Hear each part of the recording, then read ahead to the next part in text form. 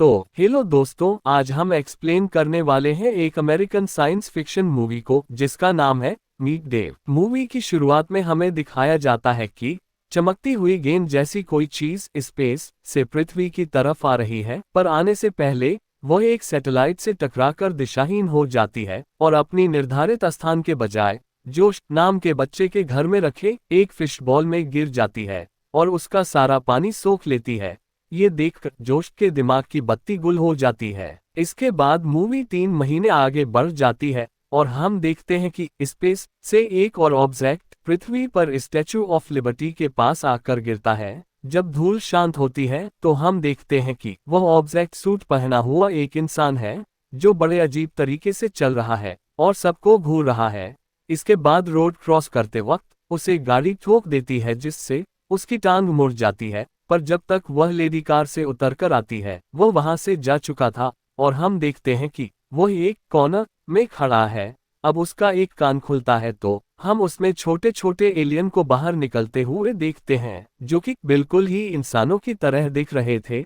अब एक एलियन रस्सी के सहारे से नीचे आता है और टांग की एक विंडो को ओपन करता है क्योंकि टांग मुड़ने की वजह से यहाँ खराबी आ गई है, जिसे वह ठीक करना शुरू कर देता है और एक दूसरा एलियन टांग के स्टेटस को नोट करके ऊपर ब्रेन में ले जाता है। अब हमें पता चलता है कि यह कोई इंसान नहीं बल्कि एक स्पेसशिप है जिसे छोटे छोटे 100 एलियन चला रहे हैं, जिसका कप्तान हेड में होता है। हालांकि सारे अलग अलग पार्ट को कंट्रोल करते हैं और कैप्टन को रिपोर्ट करते हैं।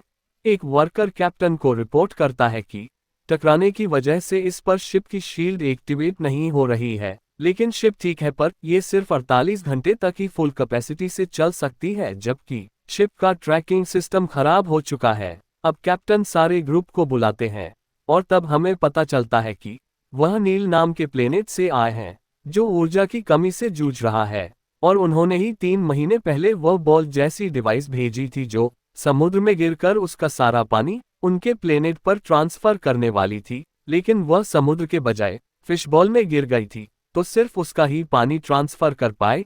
और उसी बॉल को ढूंढने के लिए ये लोग पृथ्वी पर आए हैं ताकि यह हमारे समुद्रों का सारा पानी खींचकर अपने प्लेनेट पर ट्रांसफर कर सके और उससे ये सालों तक एनर्जी पैदा कर सके। स्पेसशिप इंसानों की तरह लग रही थी, पर इन्हें यह नहीं पता था कि इंसानों की तरह व्यवहार कैसे करें, तो इसके लिए वह गूगल और याहू वगैरह की हेल्प लेते हैं और इंसानों के बारे में सीखते हैं। जबकि पुलिस उस फायर वाली ऑब्जेक्ट का पता लगाने में लगी थी और उन्हें क्रैश वाली साइट पर एक आदमी का फेस इंप्रेशन मिलता है और वह उसे ढूंढने लगते हैं, जबकि यह जोश की विंडो के सामने खड़ा था जो अपनी मम्मी को बुलाता है। वह कहती है ये तो वही है जिसे मैंने टक्कर मारी थी।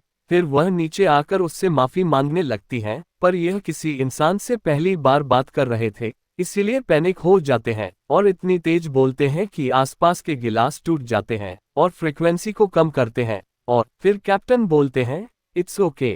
जीना जोश को स्कूल भेजती है और उससे अपने घर में इनवाइट करती है। कैप्टन अपना नाम डेव बताता है और इन्हें अपनी बॉल एक फोटो में दिखती है जिसे जोश एक साइंस प्रोजेक्ट के लिए स्कूल की साइंस फेयर में ले गया था। क्रू जोश को ट्रैक कर लेता है और यह स्पेसशिप मतलब डेव उसके स्कूल जाता है, पर रास्ते में उन्हें इंसान मिलते हैं।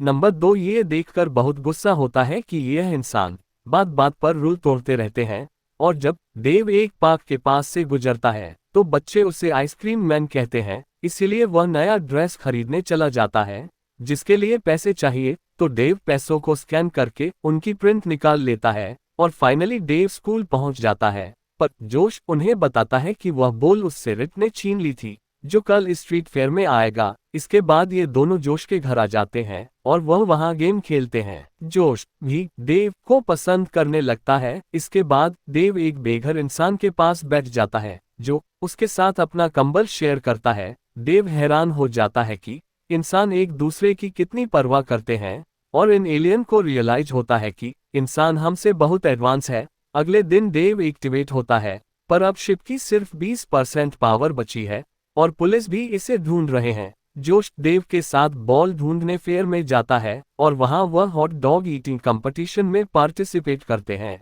और डेव जीत जाता है। उसे एक सॉफ्ट टॉय मिलता है जिसे वो जीना को गिफ्ट कर देता है। इसके बाद देव देखता है कि रिच जोश को परेशान कर रहा है। अब देव आकर उसे उल्टा कर देता है और बॉल निकाल लेता है। बॉल मिलने के बाद देव जीना का बर्थडे सेलिब्रेट करने के लिए जोश और जीना को एक रेस्टोरेंट में चलने को कहता है। इस पर नंबर 2 प्रोटेस्ट करता है और कहता है कि यहाँ वक्त बर्बाद करने के बजाय हमें बॉल को पानी में डालकर अपना मिशन पूरा करना चाहिए। पर कैप्टन कहता है कि इन्होंने हमारी बॉल को ढूंढने में काफी मदद की है। पर नंबर 2 गुस्से में कंट्रोल रूम से चला जाता है और देव रेस्टोरेंट में बहुत अच्छा वक्त बिताता है। इधर पुलिस भी देव का पता लगा लेती है और पृथ्वी पर इतना वक्त बिताने के बाद क्रू को भी इंसानों से लगाव होने लगता है। देव जीना के साथ डांस कर रहा होता है, तभी वह पुलिस आ जाती है। फिर जब ऑफिसर देव से इंटेरोगेट कर रहे होते हैं, तब उसमें से नंबर 2 डिसाइड करता है कि कैप्टन और क्रू का बिहेवियर ठीक नहीं है, हमें अपने प्लेनेट को बचाने के लिए इन्हें हटाना होगा। इसके बाद ये कैप्टन को पकड़ लेते हैं और नंबर 2 कैप्टन बन जाता है। इसके बाद देव यानी स्पेसशिप एक ब्लास्ट करता है और वहां से निकलने लगता है, लेकिन पुलिस उस पर गोलियां चलाती है, पर उससे उस पर कुछ असर नहीं होता। अब हम देखते हैं कि नंबर 2 आउट ऑफ कंट्रोल हो चुका है। ये देखकर नंबर 17 शिप से कूद जाता है। नंबर 3 भागने की कोशिश करती है और कैप्टन को निकाल लेती है, पर ये दोनों पकड़े जाते हैं और नंबर 2 इन्हें बाहर निकाल देता है। इसके बाद ये दोनों एलियन इंसानों के पैरों तले कुचले जाने से बचते हैं, कुत्ते की सूसू में नहाने से बचते हैं। इसके बाद ये दोनों प्लास्टिक की बैग से हॉट एयर बलून बनाकर शिप तक पहुंचने की कोशिश करते हैं, लेकिन प्लास्टिक बैग बस से टकराकर उसके वाइपर में अटक जाता है और उन्हें दूर फेंक देता है और वो दोनों शिप पर जाकर गिरते हैं। अब वो शिप में घुस जाते हैं। लिबर्टी आइलैंड पहुंचने के लिए देव एक टैक्सी रोककर उसमें बैठ जाता है ताकि वह अपनी एनर्जी बचा सके। इधर जोश कहता है कि हमें देव की मदद करनी चाहिए और पुलिस को भी नन्हा एलियन मिल जाता है और उससे उन्हें पता चल जाता है कि देव कहाँ जा रहा है। पर देव लिबर्टी आइलैंड पहुंच जाता है और वह पानी में बॉल फेंकने वाला ही होता है। तभी कैप्टन उसे रोक लेता है। नंबर 2 क्रू से कहता है कि कैप्टन को पकड़ लो, पर कैप्टन क्रू से कहते हैं कि रियल कैप्टन ने दोबारा चार्ज ले लिया है, क्योंकि नंबर 2 बहुत ही घटिया इंसान है और उसकी वजह से उनकी नस्ल का नाम खराब हो रहा है। क्रू कैप्टन को अपना लीडर एक्सेप्ट कर लेता है, लेकिन बॉल देव के हाथ से छूटकर पानी में गिर जाती है और यह पानी खींचना स्टार्ट कर देती है। कुछ ही देर में समुद्र खाली हो जाएगा।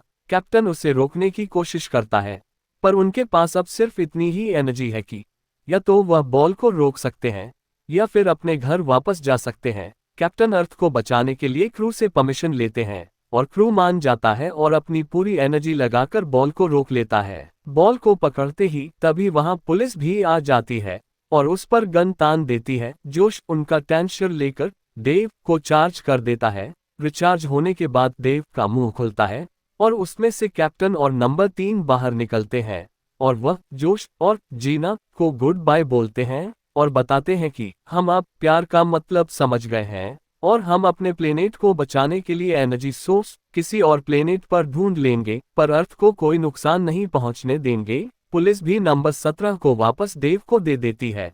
फिर देव अपने प्लेनेट पर वापस जाने लगता है, पर तभी FBI वहां आ जाती है और देव को पकड़ लेती है। पर जैसे ही SBI वाले उसके पास आने लगते हैं तो कैप्टन और क्रू शिप के लाइफबोट शू में चले जाते हैं और शिप से अलग होकर पृथ्वी से निकल जाते हैं और स्पेस शिप और नंबर 2 को पृथ्वी पर ही छोड़ जाते हैं। कैप्टन नंबर 3 को शादी के लिए प्रपोज करते हैं और वह मान जाती है और इन दोनों की किस के साथ ही मूवी खत्म हो जाती है। अगर आपको यह वीडियो अच्छी लगी है तो प्लीज लाइक करो और सब्सक्राइब नहीं किया है तो सब्सक्राइब करो हमारे चैनल को और बेल आइकन दबा के नोटिफिकेशन ऑल पर भी क्लिक करो ताकि और भी अच्छे वीडियो आपको मिलती रहे। धन्यवाद।